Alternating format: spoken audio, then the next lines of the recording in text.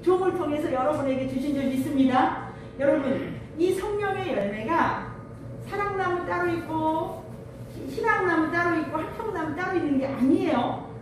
나무 하나에 다 맺히는 거예요. 바라기는 한 분 한 분들이 이 9가지 열매를 다 맺히시기를 주님의 이름으로 축복합니다. 우리 지난주에는 사랑의 열매에 대해서 나눴어요. 이 사랑의 열매는 우리가 예수님께서 우리를 위해서 십자가에서 죽으시고 우리의 죄 때문에 죽으신 그 은혜로 우리가 구원받은 이 사실, 이 사랑이 모든 그 열매로 연결되어집니다. 그 사랑이 있기 때문에 우리가 그 예수님의 그 사랑을 깨닫고 그 예수님과 함께 살아갈 때 오늘 두 번째 무슨 열매인지 한번 우리 보겠습니다. 자, 오늘 두 번째 열매에 대해서 보려고 하는데,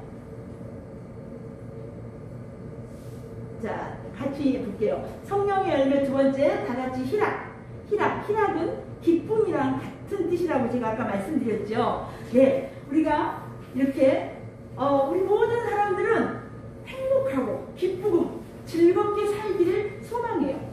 그래서 사람들은 누구나 돈이 많으면 행복할 것 같아서 막 열심히 일하면서 사는 사람이 있어요. 또 어떤 사람은 건강이 좀 약하니까 내가 건강해지기만 하면 행복할 것 같아. 그러면서 줄기장창 운동만 하면서도 사는 사람이 있어요. 또 어떤 사람은 그래도 인생은 맛있는 거 먹고 아름다운데 이렇게 여행하고 이런 생활이 행복한 거지. 그러면서 요즘에 코로나 때문에 그런 사람들이 얼마나 좀 있으시는지 몰라요. 정말 이렇게 하나님 안에서 그렇다는 거죠.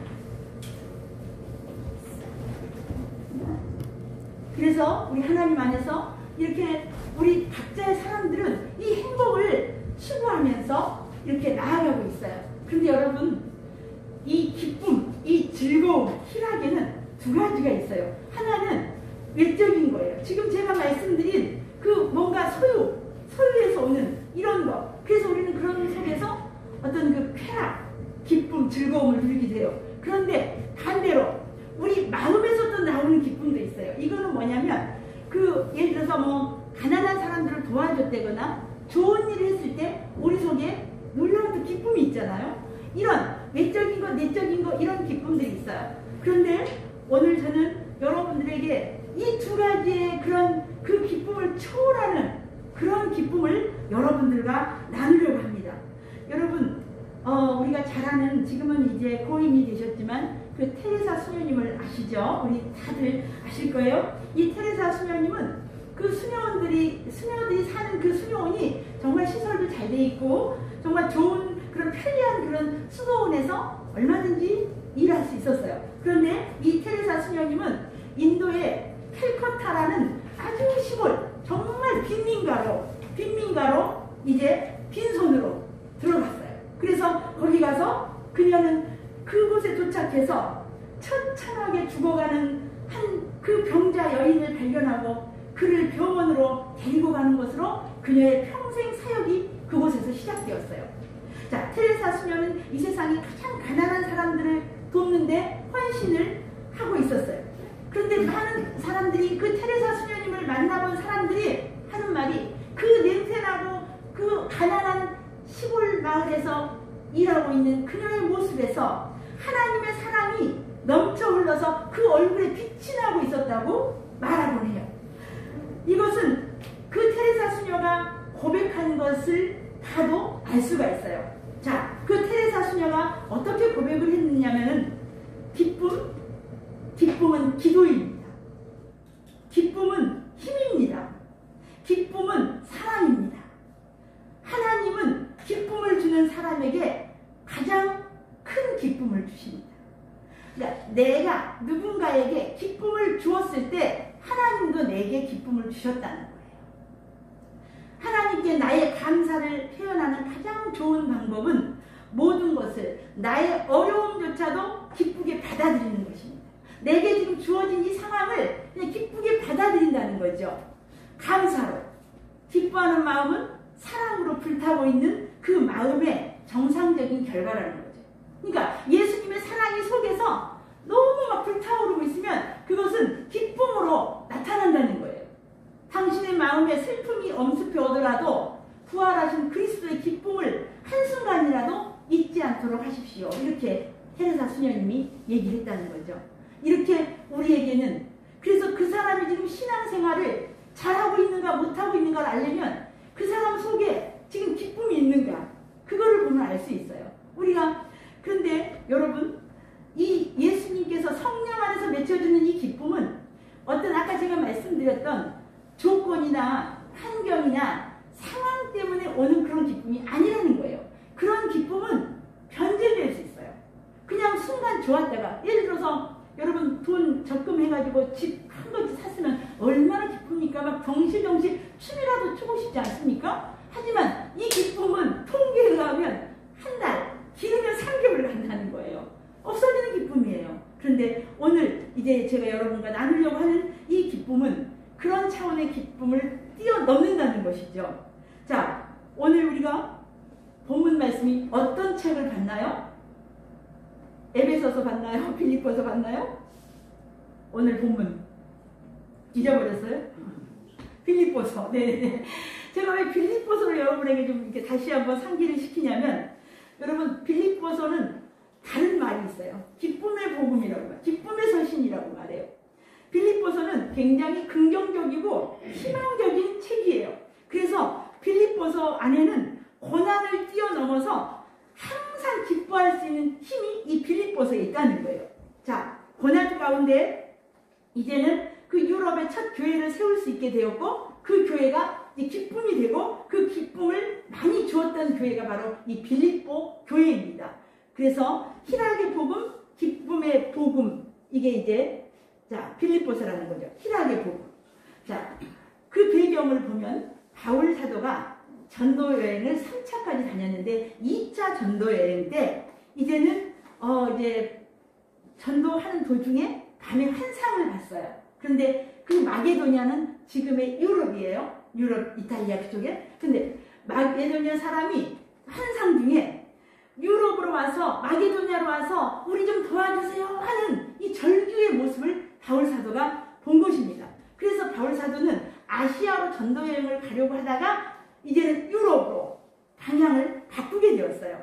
그래서 거기 가서 루디아라는 자주장사 그 여인을 만나서 이제 거기에서부터 이 빌립보 교회가 시작이 되는데, 오늘 또 사건 하나가 있습니다. 사도행전 16장에 나오는데, 이제 바울은 그 마게도냐에 가서 이 귀신 들려가지고 그 여종 하나가 주인에 의해서, 주인은 이 여종 때문에 돈을 벌고 있는 거예요. 이 여종은 귀신이 들려서 사람들에게 점을 쳐주고 돈을 그렇게 벌어주는 거예요. 주인에게. 그러니까 종이. 그래서 바울 사도가 그걸 보고 너무 마음이 아파서, 그리고 그 귀신이 바울 사도를 알아보는 거예요. 여러분 아시죠? 예수님이 갔을 때 귀신이 예수님을 알아보고 당신이 나와 무슨 상관이 있나이까? 나를 떠나소서.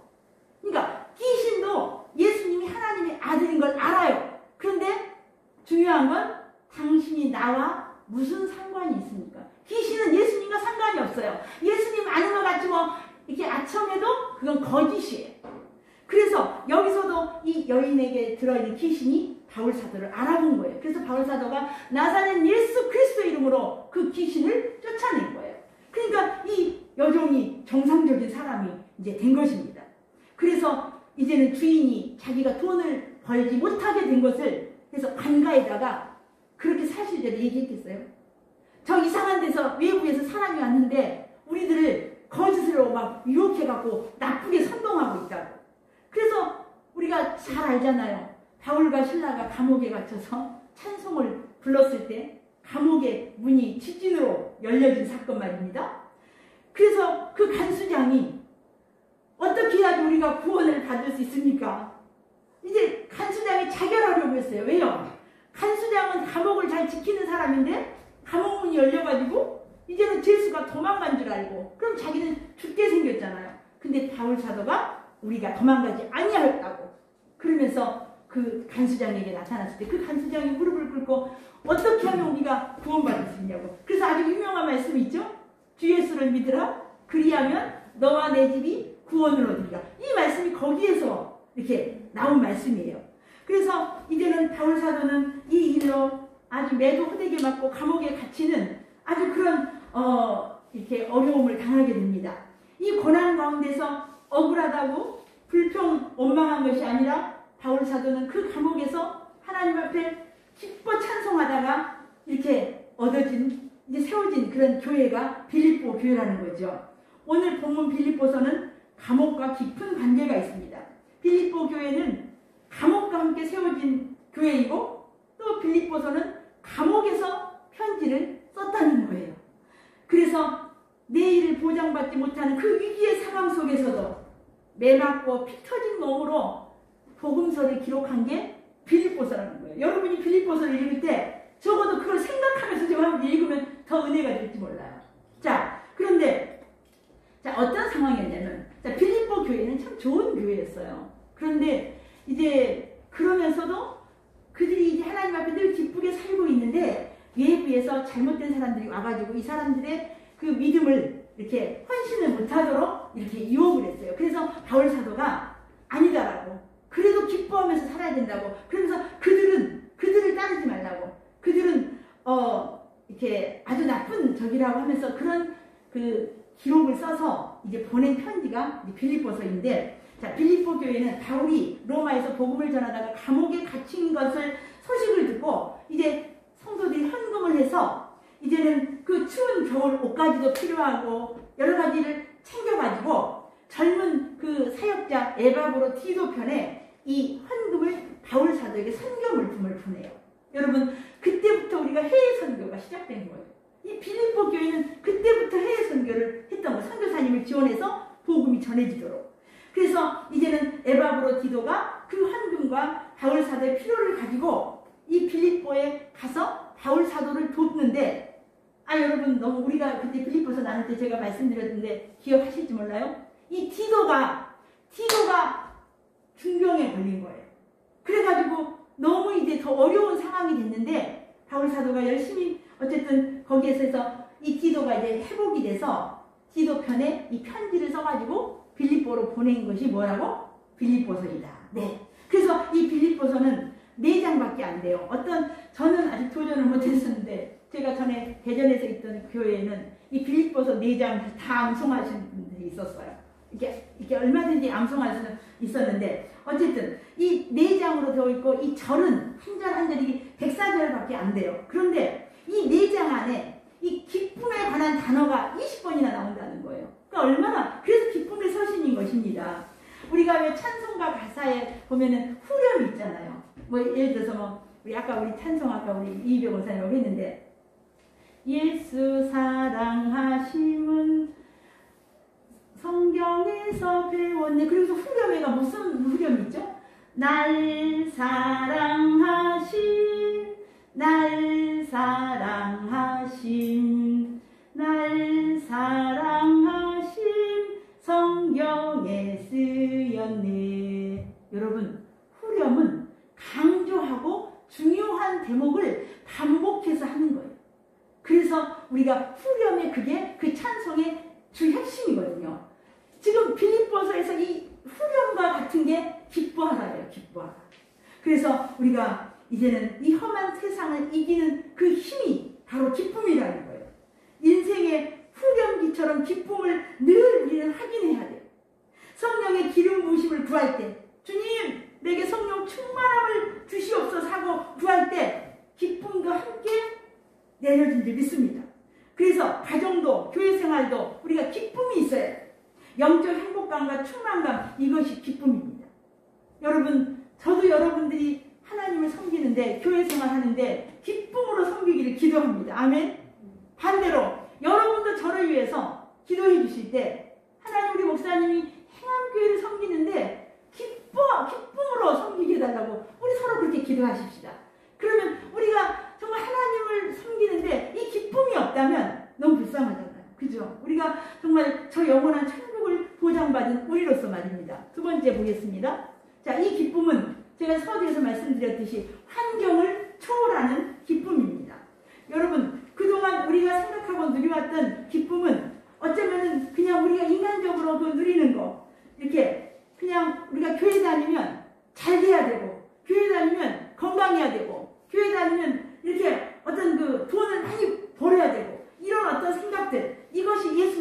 기쁨이라고 우리가 생각했다면 이제는 우리가 좀 더 한 단계 올라가야 돼. 이제 우리는 그런 것을 초월해서 우리가 이제 삶으로 주님을 기뻐하고 주님을 증거하는 그런 열매 맺는 삶.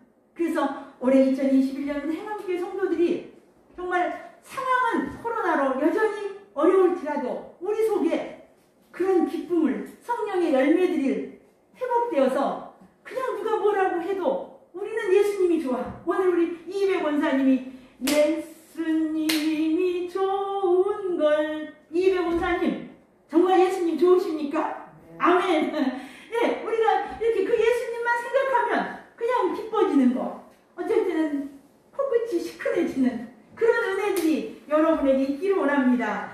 우리가 예수 믿고 환경이 달라지는 것만이 복음이 아니라 환경은 그대로 있어요. 내가 달라지는 거예요. 내 마음이 달라지는 거고 내가 달라지는 이 복음이어야 한다는 거죠. 고난의 환경에도 불구하고 맺혀지는 열매가 기쁨의 열매임을 믿습니다. 이 신약성경의 기쁨을 의미하는 그 히브리어가 신약성경의 헬라어겠죠. 우리 최권사님이 좋아하는 카라가 기쁨이라는 뜻이에요. 아셨나요? 저 이번에 알았어요. 이 말씀 준비하면서.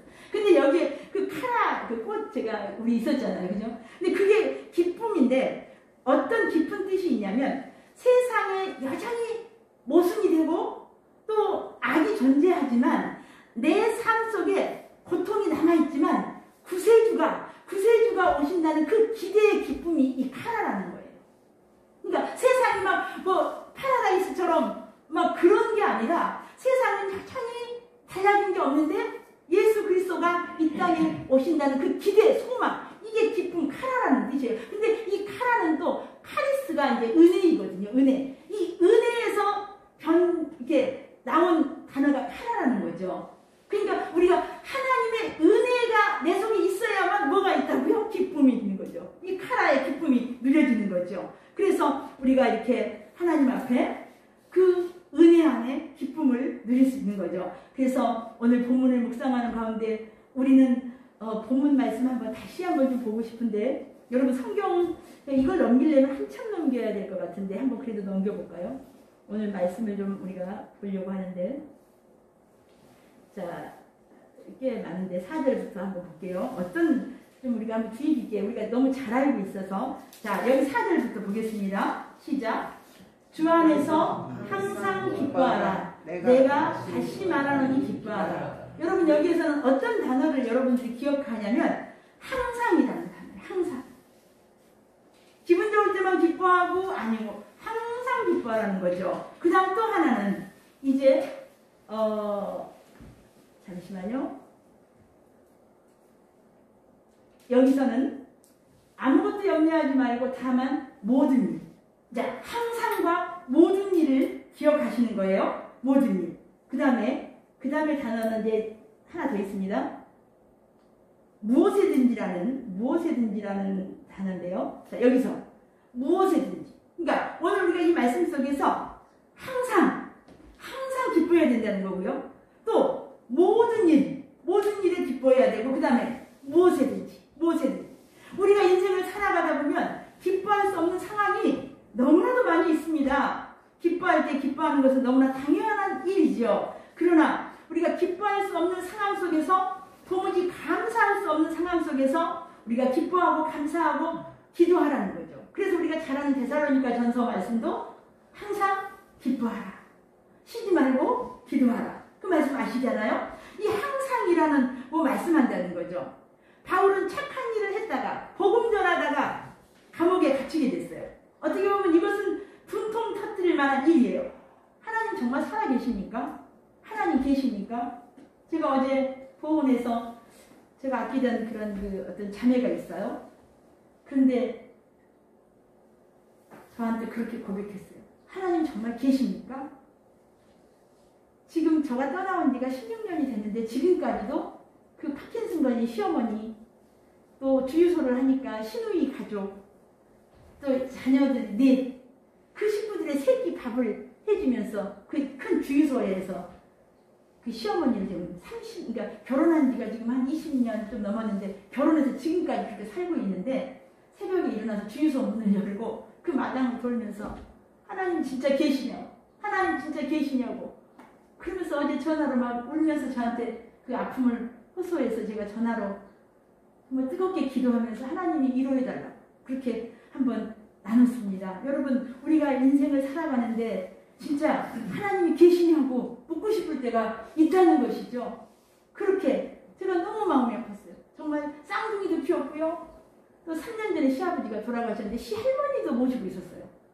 지금 큰애가 이제 대학교 지금 2학년인데 네 아이들인데 그렇게 정말 얼굴도 이쁘고 어떻게 보면 그 집이 부잣집이었어요. 그 보은에서 막 집도 크고 그랬는데 부자면 뭡니까? 그 자매의 마음이 너무 많이 아파 있더라고요. 그래서 하나님께 어제 기도했었는데 어쨌든 여러분, 바울 사도가 이렇게 하나님 정말 살아계십니까? 우리가 복음 전했는데 이런 일이 있을 수 있습니까? 라고 정말 그렇게 말할 수 있는 그런 환경인데 바울 사도는 오히려 이 빌립보 성도들에게 기뻐하라고 이야기하고 있는 것입니다. 빌립보서에서 사도 바울은 도무지 기뻐할 수 없는 상황에서 기뻐하는 사람입니다.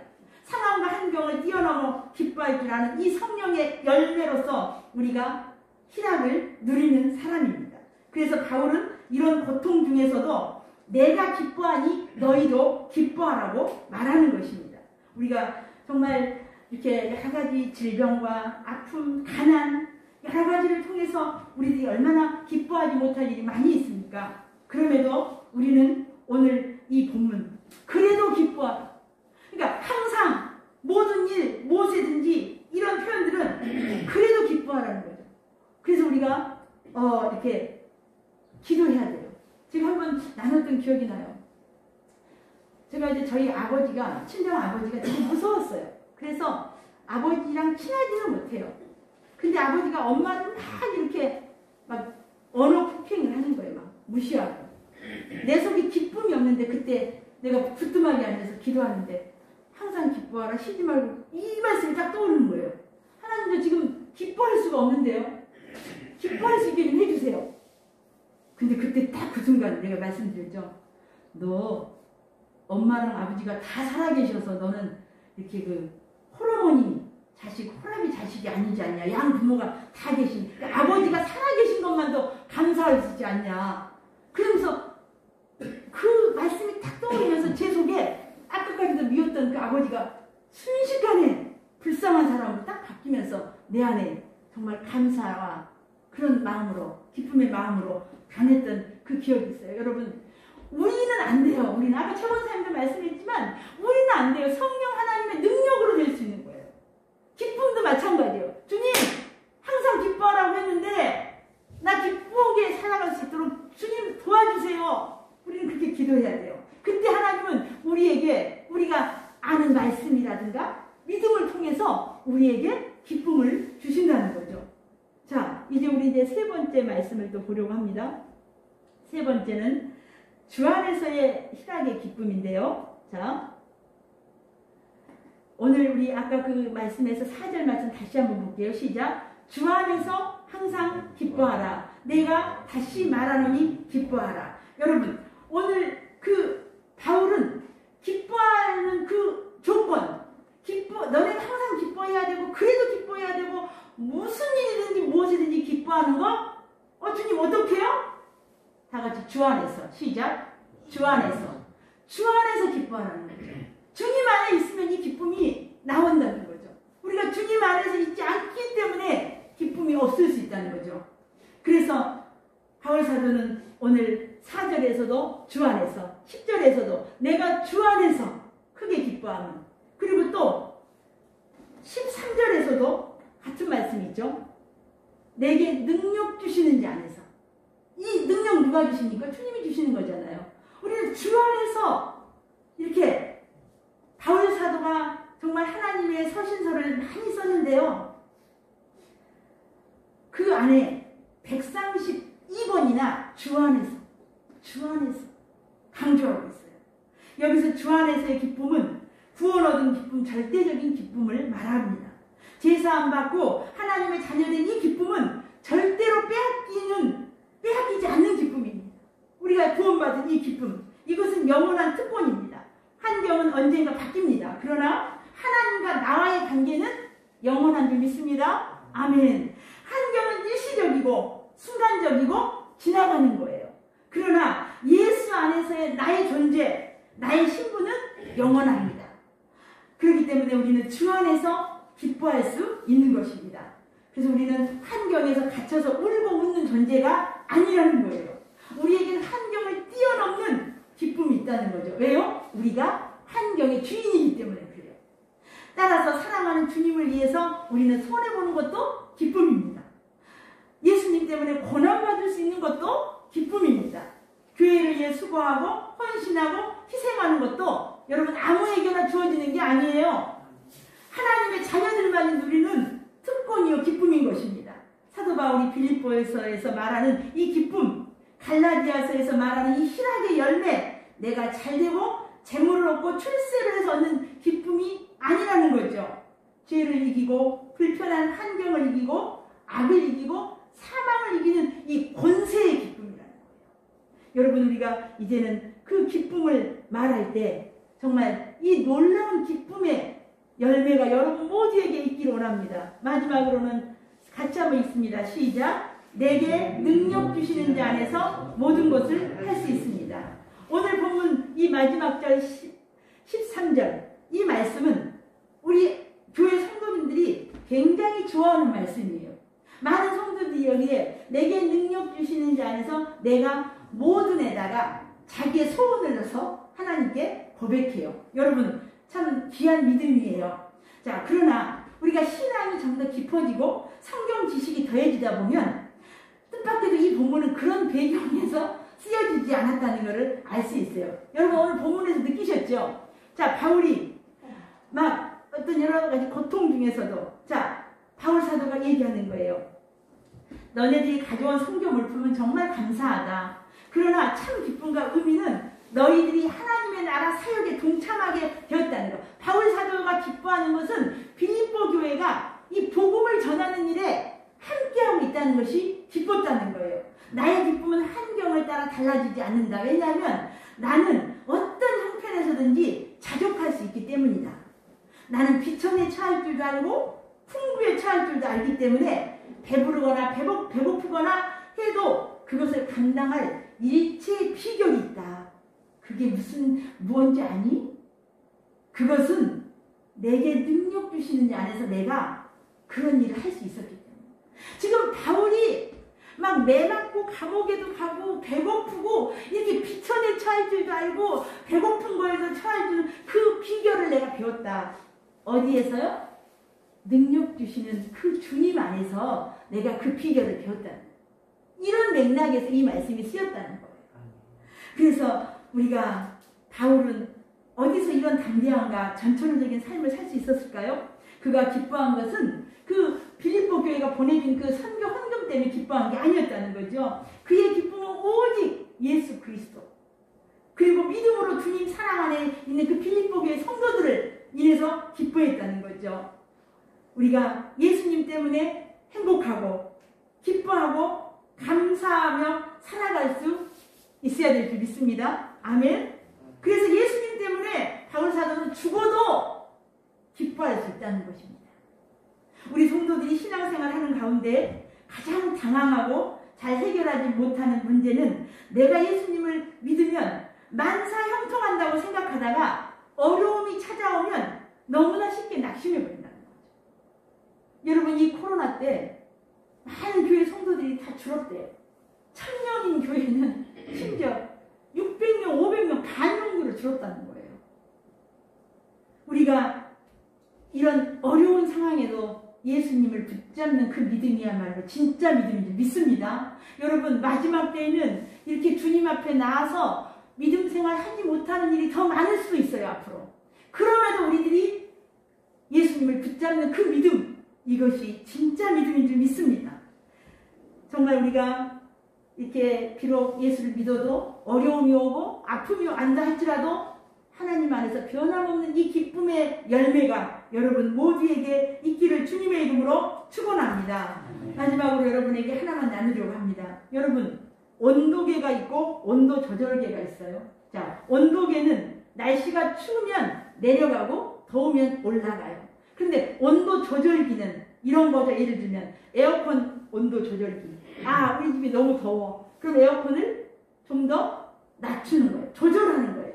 자, 우리 오늘 사랑하는 행함교회 성도 여러분이 온도계와 같이 어떤 환경에 의해서 무슨 일만 있으면은 그 환경에 의해서 오르락내리락하는 그런 성도 되지 마시고 온도 조절기와 같이 이 기쁨의 능력으로, 성령의 열매의 능력으로 오히려 그 온도를 조절할 수 있는 그런 능력이 있기를 축원합니다.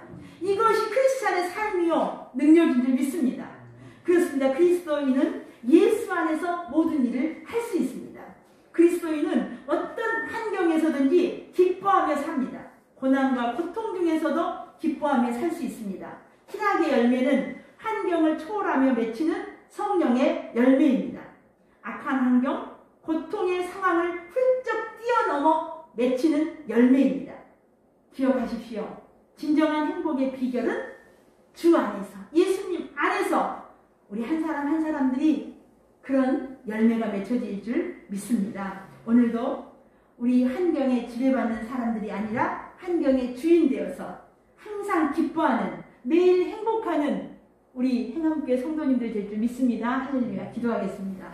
하나님 아버지 감사합니다. 오늘 성령의 열매, 두 번째 열매, 희락의 열매, 기쁨의 열매를 빌립보서 바울 사도의 서신을 통해서 우리가 봤습니다.